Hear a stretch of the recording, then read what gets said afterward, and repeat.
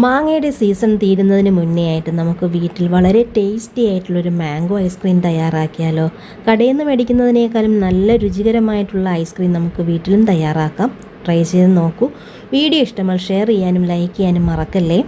Mango ice cream തയ്യാറാക്കുന്നതിന് വേണ്ടിയിട്ട് നല്ല പഴുത്ത 3 മാങ്ങ എടുത്തിട്ടുണ്ട്. മധുരത്തിന് വേണ്ടിയിട്ട് കണ്ടൻസ്ഡ് മിൽക്കാണ് എടുത്തിട്ടുള്ളത്. ഇതിന് പകരം പഞ്ചസാര എടുത്താലും മതി. 1 കപ്പ് വിപ്പിംഗ് ക്രീം. ആദ്യം നമുക്ക് ഈ മാങ്ങ ചെറിയ പീസുകളായിട്ടൊന്ന് കട്ട് ചെയ്തെടുക്കാം. ഞാനിവിടെ ചെറിയ പീസായിട്ടൊന്ന് കട്ട് ചെയ്തെടുത്തിട്ടുണ്ട്. എനിക്കിവിടെ 280 ml കപ്പിന് 2 കപ്പ് മാങ്ങയാണ് കിട്ടിയിട്ടുള്ളത്. ഇത് നമുക്കൊരു മിക്സിയുടെ ജാറിലേക്ക് ഇട്ട് കൊടുക്കാം. 1/4 കപ്പ് കണ്ടൻസ്ഡ് മിൽക്കാണ് ഒഴിച്ചു കൊടുക്കുന്നത്. ഐസ്ക്രീം ആകുമ്പോൾ നല്ല മധുരം വേണമല്ലോ, അതിനനുസരിച്ചിട്ട് ഒഴിച്ചു കൊടുക്കാം. ഇതിന് പകരം പഞ്ചസാര എടുത്താലും മതി. വെള്ളമൊന്നും ചേർക്കാണ്ട് നല്ല സ്മൂത്തായിട്ടൊന്ന് അടിച്ചെടുക്കാം. എന്നിട്ട് ഇതൊരു ബൗളിലേക്ക് ഒഴിച്ച് മാറ്റി വയ്ക്കാം.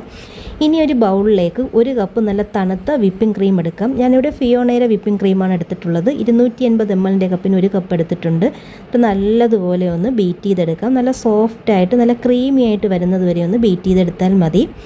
ഞാൻ നല്ലതുപോലെ ഒന്ന് ബീറ്റ് ചെയ്തെടുത്തിട്ടുണ്ട്. ഇത്രയും മതി. ഇനി നമുക്കിതിലേക്ക് നേരത്തെ അടിച്ചെടുത്തിട്ടുള്ള മാങ്ങയുടെ പ്യൂരി 2 തവണയായിട്ട് ഒഴിച്ച് നല്ലതുപോലെ ഒന്ന് മിക്സ് ചെയ്തെടുക്കാം. ഇനി ഞാൻ നല്ലതുപോലെ ഇവിടെ മിക്സ് ചെയ്തെടുത്തിട്ടുണ്ട്. ഇനി ഞാൻ ഇതിലേക്ക് ഏകദേശം ഒരു 1/2 കപ്പോളം മാങ്ങ ചെറിയ പീസുകളായിട്ട് അരിഞ്ഞ് ഇതും കൂടെ ചേർത്ത് കൊടുക്കുന്നുണ്ട്. ഇത് താല്പര്യം ഉണ്ടെങ്കിൽ മാത്രം ചേർത്ത് കൊടുത്താൽ മതി. അതും കൂടെ ചേർത്ത് ജസ്റ്റ് ഒന്ന് മിക്സ് ചെയ്തതിന് ശേഷം ഏത് പാത്രത്തിലാണോ നമ്മൾ ഐസ്ക്രീം സെറ്റ് ചെയ്യാനായിട്ട് വെക്കുന്നത് അതിലേക്ക് അങ്ങ് ഒഴിച്ചു കൊടുക്കുക. ഞാൻ ഇതാ ഇതുപോലെയുള്ളൊരു കണ്ടെയ്നറിലേക്കാണ് ഒഴിച്ചു കൊടുക്കുന്നത്. ഫുള്ളായിട്ട് ഒഴിച്ചതിന് ശേഷം ഒന്ന് ലെവൽ ചെയ്തെടുക്കുക. എന്നിട്ട് ജസ്റ്റ് ഒന്ന് തട്ടി കൊടുക്കാം. എയർ ബബിൾസ് ഒക്കെ ഉണ്ടെങ്കിൽ ഒന്ന് മാറുന്നതിന് വേണ്ടിയിട്ട് ഒന്ന് തട്ടിയതിന് ശേഷം ഒരടപ്പ് കൊണ്ട് അടച്ച് ഓവർനൈറ്റ് നമുക്ക് ഫ്രിഡ്ജിൽ വെച്ച് എടുക്കാവുന്നതാണ്. ഫ്രീസറിലാണ് വെച്ച് കൊടുക്കേണ്ടത്. അങ്ങനെ രുചികരമായിട്ടുള്ള നമ്മുടെ ഐസ്ക്രീം ഇവിടെ റെഡിയാണ്. ഉണ്ടാക്കി നോക്കൂ.